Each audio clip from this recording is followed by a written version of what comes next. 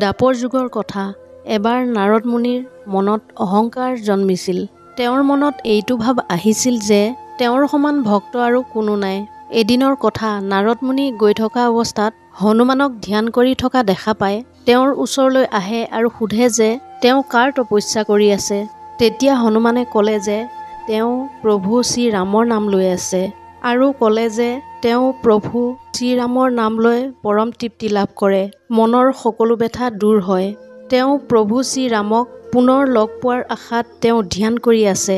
তেতিয়া নাৰদে ক'লে যে প্ৰভুৰ নাম লৈ যদি ইমান ভাল লাগে তেনেহ'লে প্ৰভুক দৰ্শন কৰিলে কিমান ভাল লাগিব, আৰু ক'লে যে তুমি তোমাৰ প্ৰভুক কালিয়েই লগ কৰিব পাৰা, কাৰণ দ্বাৰকাৰ প্ৰভু শ্ৰীকৃষ্ণই হৈছে প্ৰভু শ্ৰীৰামৰ অৱতাৰ।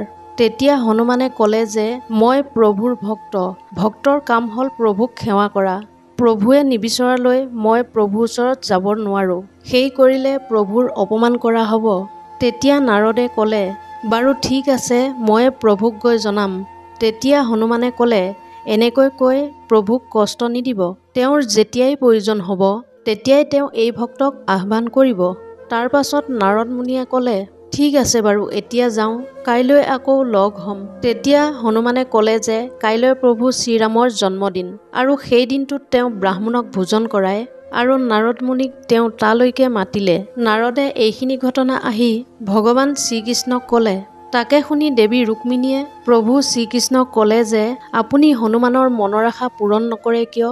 তেতিয়া শ্ৰীকৃষ্ণই কয় যে বৰ্তমান সময় আহি পোৱা নাই, আৰু এয়াও ক'লে যে তেওঁ হনুমানক লগ কৰিবলৈ ব্যাকুল হৈ আছে।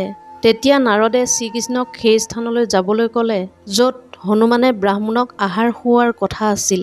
তেতিয়া শ্ৰীকৃষ্ণই ক'লে তেওঁ তালৈ গ'লে হনুমানৰ ব্ৰাহ্মণ শুশ্ৰূষাত ব্যাঘাত জন্মিব। তেতিয়া নাৰদে পুনৰ ক'লে আমি তাত ব্ৰাহ্মণৰ ভেষ ধৰি যাম। তেতিয়া হনুমানে ধৰিবই নোৱাৰিব।